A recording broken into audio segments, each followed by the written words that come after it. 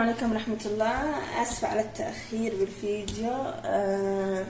طبعا اليوم معنا احنا طبخة البخور العدني. هنا معنا نص كيلو سكر، 500 جرام سكر، كوب مي، 15 جرام ضفر.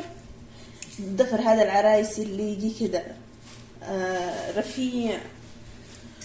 ومعنا هنا حبة جوز الطيب واحدة بس،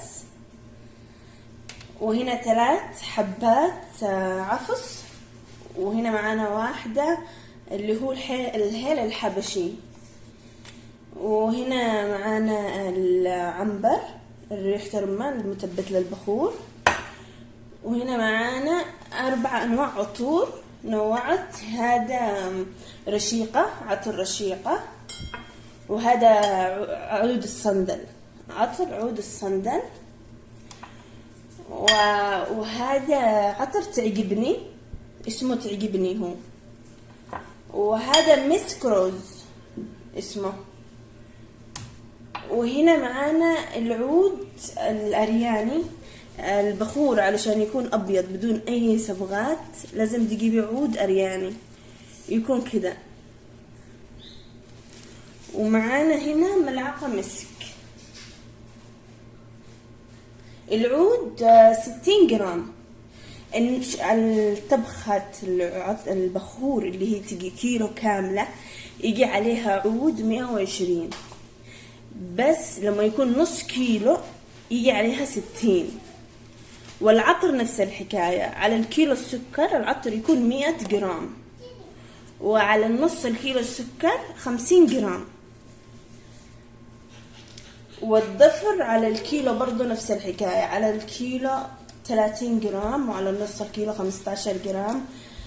الضفر هذا الرفيع كل ما زاد كل ما كان حلو. كذب اللي يقول انه كل ما كترت الضفر تطلع ريحته. ما انا صراحة اللي جربته اني بعد فترة يرجع ريحة البخور اللي يكون عليه ضفر كتير، ريحته حلوة وثابتة بشكل قوي.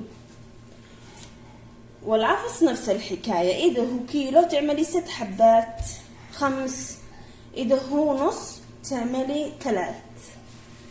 والآن بريكم ونطبخه. هنا سكبت السكر اللي هو 500 جرام، وعليه أسكب الكوب الماء، وأخليه أول ما يذوب كله. بزي ما هو يذوب أنا بروح أطحن اللي هو الهيل والجوز الطيب والعفص والضفر. بطحنه النص طحنه شوية بس على يتكسر نصين، ما أشي أطحنه كله يرجع مفحتت، لا بطحنه شوية بس وبرجع لكم. هنا السكر خلاص داب، وهذا اللي قلت لكم عليه الحوايج اللي طحنته. شوفوا الضفر ما طحنته كله، ما خليته بودرة، بالأصح خليته بس يتقسم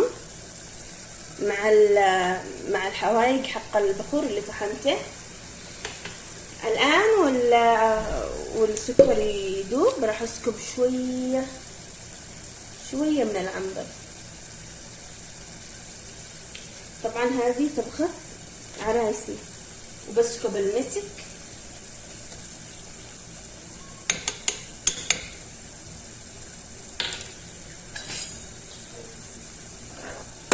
واشوف القوام.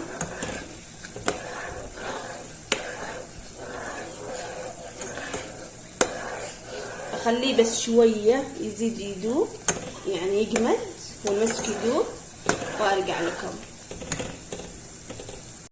طبعا هنا البخور الابيض يفضل انك العود، لانه عادي يفضل يعني انك تطحي العود وهو يفوت السكر، علشان العنبر والمسك يتجاور معه، لانه العود الابيض ما يكون معتق وما يكون فيه ريحة عطور. علشان كذا الافضل انك تدخليه، والشيرة عادة مش يعني مضبوطة خلاص حق انها جاهزة. هنا تخليه شوية يتجالس مع العنبر والمسك، وبعد شوية بأسكب عليه البهارات.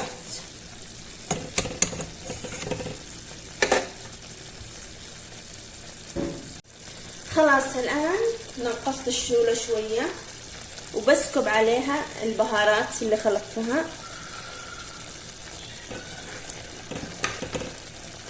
بعد ما تخلطيها وقبل ما تنسكب بالصحن اسكبي فيها اقل شيء ربع العطر، عشان يعني تتأكدي انه يكون في البخور كامل فيه عطر. انا الان بسكب بالطبخة نفسه العطر رشيقة. طب هو الان بخليها بس شوية، تعتبر جاهزة هي الآن، بس أني شوية شتي العطر يتجانس مع العود. خلاص بطرف الصحون وبطفي الشولة وعلى طول بأسكبها في الصحون. شوفوا خلاص لما يكون كده كأنه رغوة فيه، خلاص البخور انطبخ. أني عملت العطر على الصحون والحين طفيت الشولة وراح اسكبه على الصحون وارجع لكم. شوفوا ما شاء الله تبارك الرحمن، استوالي 5 صحون. ريحتهم والله العظيم جربوهم، واللي ما بتعجبها تكلمني في التعليقات. الخلطة هذه حقة العطور، يعني اجمل خلطة ممكن تعمليها العروسة، وخاصة اذا كانت العطور مركزة. يعني لو وريت لكم العطور اللي عندي اللي هو هذا الصندل جامد، في بعضهم يزودوها في زيت العطر وتكون ريحته مو حلوة.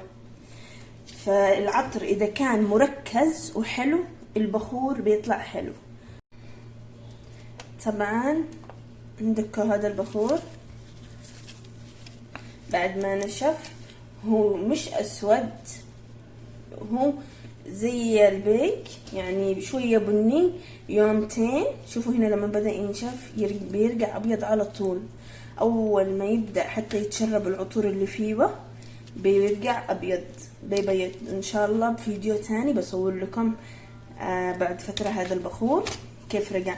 الان ال3 العطور اللي خليتهم بأسكب من بكل صحن شوية، هنا شوية، وتبقى لي هنا عطر الصندل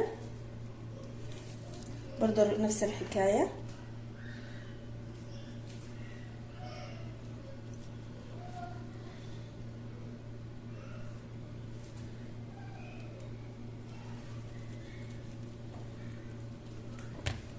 وإن شاء الله تكون عجبتكم الطبخة.